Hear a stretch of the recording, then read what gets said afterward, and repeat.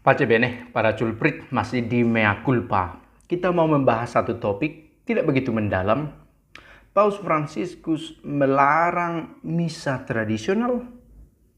Sebuah pertanyaan, tapi saya mau membahas ini terutama untuk mengantar kita pada topik apa sebenarnya kebahagiaan seorang Kristen yang mau kita juga rasakan, yang mau kita juga alami.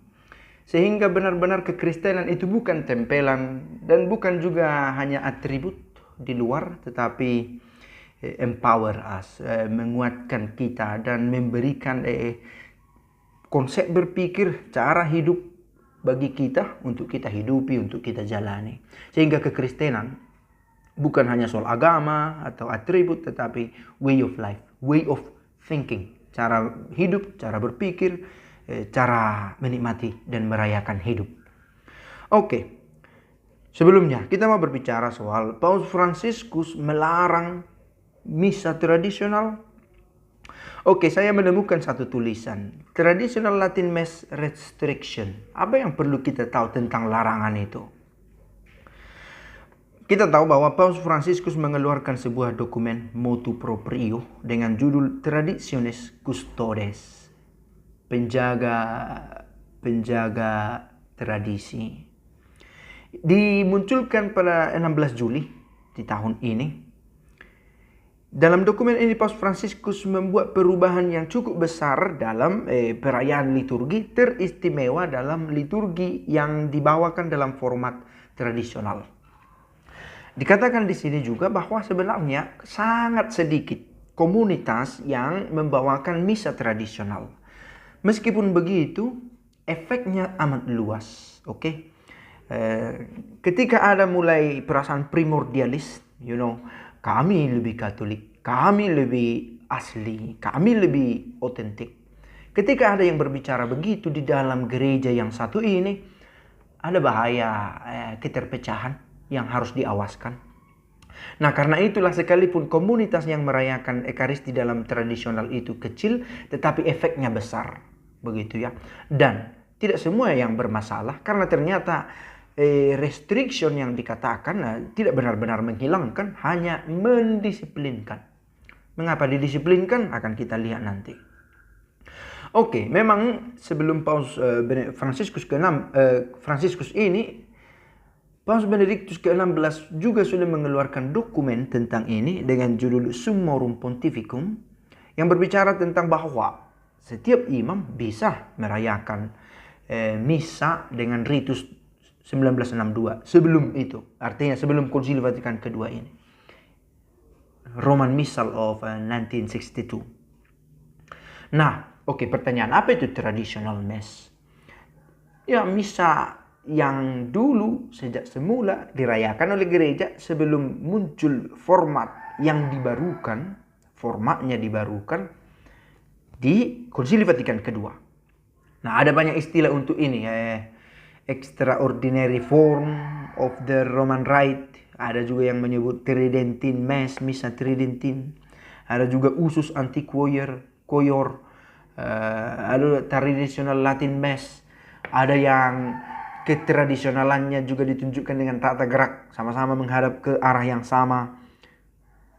Ada juga yang memang saling berhadap-hadapan tetapi menolak vernacular languages, menolak bahasa-bahasa global begitulah. Hanya bahasa Latin yang diakui. Ketradisionalan semacam ini adalah kekayaan gereja. Saya pikir itu ide yang mendasar.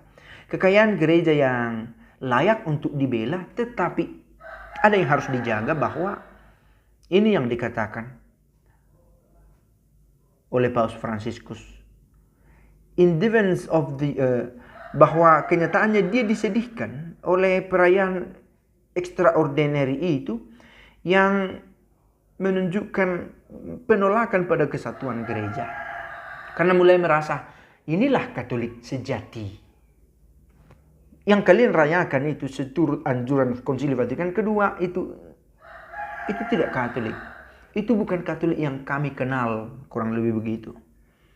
Oke, terlebih dari berbagai macam terlepas dari berbagai macam argumen, tapi faktanya adalah bahwa ada dikotomi, pembedaan antara yang tradisional sama yang tidak tradisional. Tapi sekali lagi sebenarnya tradisi adalah yang diteruskan. Dan apa yang kita alami sekarang adalah bagian dari penerusan yang pernah ada. Bukan berarti kita berhenti pada satu masa, tetapi proses panjang itu kita ikuti. Jadi ada eksploitasi kepada pemisahan yang lebih lebar lagi.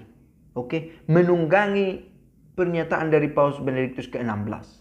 Bahwa semua imam bisa merayakan itu. Dan mulai ada gerakan-gerakan, inilah Katolik sejati.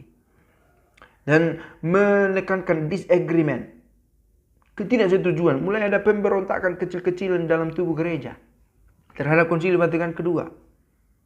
That injure the church, yang melukai gereja sendiri, block her path, menghambat, menghadang jalannya sendiri, dan membawa pemisahan. The Pope said he was saddened that the celebration of the extraordinary form was now characterized by a rejection of the Second Vatican Council. Mulai nampak bahwa perayaan Ekaristi di luar kebiasaan itu sepertinya merupakan sebuah ungkapan menolak Konsili Vatikan II.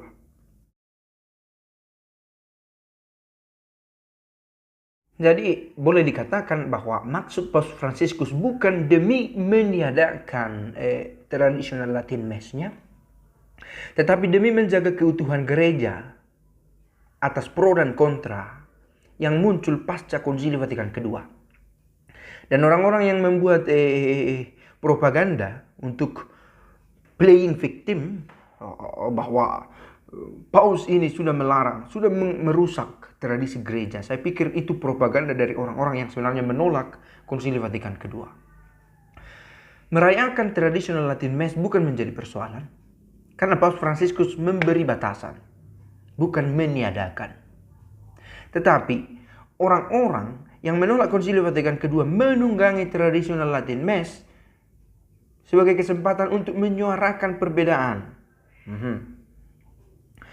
Saya sendiri tidak menolak tradisional Latin Mass, itu bidang saya, tetapi harus dalam kesatuan dalam gereja.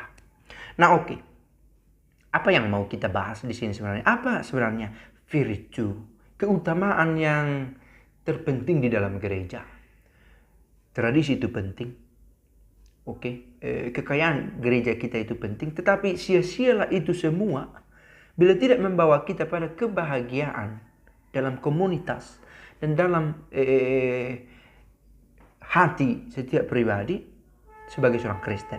Sia-sialah itu. Nah, pertanyaan, apa kebahagiaan seorang Kristen? Bukan pada ritus demi ritus. Itu menghantar kita. Tetapi yang menjadi kebahagiaan sejati seorang Kristen adalah percaya kepada sabda yang menjadi daging dan tinggal di antara kita. Berbahagialah orang yang percaya, itu kata dari bacaan hari Minggu kemarin. Dan orang yang berbahagia ini kuat dalam menjalani hidupnya. Dan karena ia kuat, ia sanggup menderita. Karena percaya kepada Allah, karena Allah sendiri dalam diri putra menunjukkan juga kekuatan itu. Sanggup menderita, bahkan ia mati, tetapi ia bangkit. Karena ia Allah. Maka saya pikir di sanalah kekayaan dan keutamaan seorang Kristen. Tradisi, semua kekayaan itu penting, tetapi itu adalah jalan bagi kita yang membawa kita kepada kebahagiaan sejati seorang Kristen, yaitu percaya kepada Kristus yang lahir, sengsara, wafat, dan bangkit.